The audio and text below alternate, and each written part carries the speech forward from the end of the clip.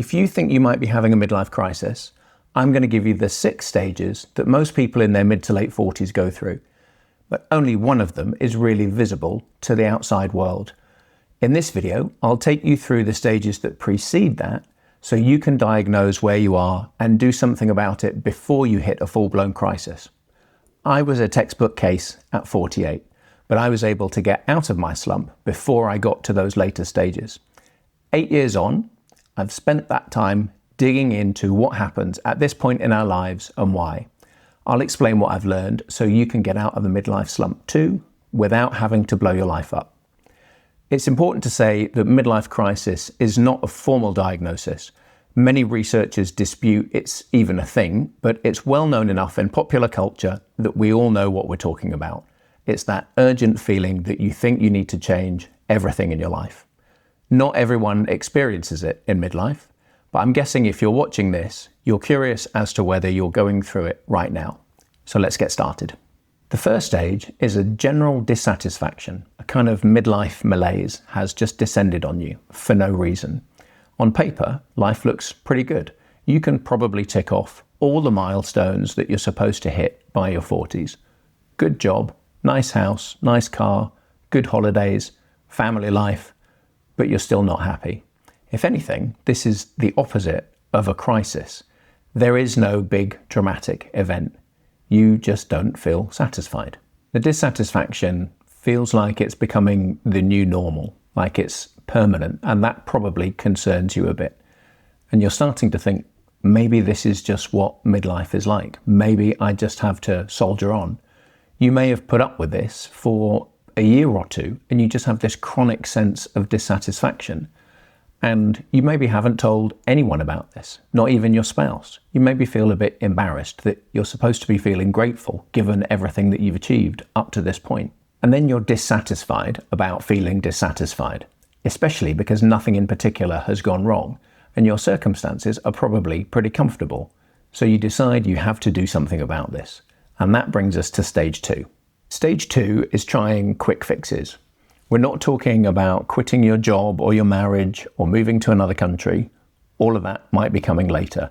These quick fixes are all forms of self-medicating. So you start spending money on frivolous things, or you start seeking pleasure in food or drink, or going out more, or risky behaviors, or you look for other ways of blotting out the dissatisfaction by binging shows or endlessly scrolling on social media. Or sometimes you might go in the other direction and want to get super healthy. So this is doing extreme sports, getting really fit, or starting on extreme diets. Whatever it is you try, these quick fixes don't work. They don't make the unhappiness go away. Stage 3 is questioning everything. Nothing that you've tried is shifting this feeling. So you start asking yourself, what is going on? Why can't I be happy with my life? Why do I keep behaving like this? Or you start questioning the things in your life that have been good. Why am I in this job? Why am I in this relationship? Why do my teenage kids hate me? Strange as it may seem, this is actually the first step in starting to deal with what's going on. The only problem is that questioning everything leads you straight to stage 4. Stage 4 is that you don't like the answers. You don't like what you see on the inside, which is the person that you've become, and you don't like some of the things on the outside, your job, your relationship, or where you live. And this is where things get tricky, because if you don't start to address this soon, you're going to go past the point of no return, which is what we'll come to in stage 5. Up to this point, all of these previous stages have been in your head, apart from maybe a couple of the quick fixes. So some of the people close to you have maybe picked up that something's going on, but they don't really have a complete grasp of what you've been struggling with. But that's all about to change in stage 5. If you can see yourself in any of the first 4 stages, dealing with these is exactly the work I do with my coaching clients. So if you're feeling any of the things that I've outlined here and you want to talk it through, you'll find a link to book a call with me in the description. If you don't start to deal with everything you're feeling up to this point, you're heading for stage 5, the danger zone. This is the stereotypical midlife crisis. This is the sports car, the affair, walking out of your job. This is the part everyone sees. They haven't seen anything that's led up to it because, especially if you're a bloke, we tend to keep all of that bottled up. But at some point, it explodes. Wanting to feel alive again and escape everything you've been feeling is to be encouraged. The problem is big, dramatic, life-altering decisions are high risk if you don't have a plan. High achievers are used to solving problems with decisive action. But here, the problem is internal. The actions are an external attempt to outrun it. And that's never likely to work.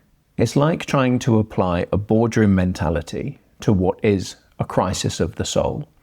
And unless you look inside yourself, it's just going to be chaos. And then you're going to feel even more lost and confused because that big move still didn't fix what you're feeling.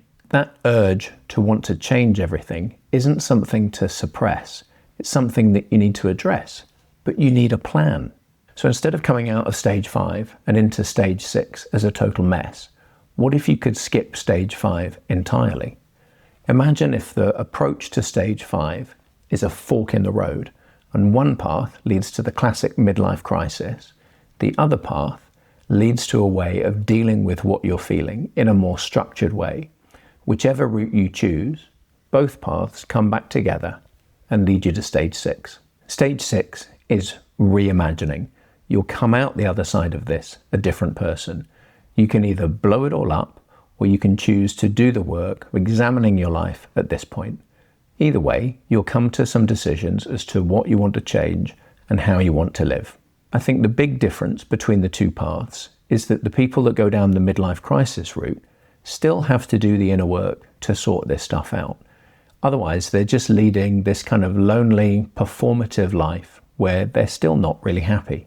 The people that decide they don't want to blow it all up, that are open to exploring these questions that they're asking themselves, still have to go through some uncomfortable things to figure out the answers, but it's so much more worthwhile. They're happy, they're fulfilled, and they have a sense of meaning and direction for the second half of their life. Which route would you choose? If you found this useful, I'm going to be making more videos like this on topics to do with midlife, so hit subscribe below to keep up to date. And if you want to continue exploring, click this video here for some more ideas on how to make sense of midlife. Thanks for watching.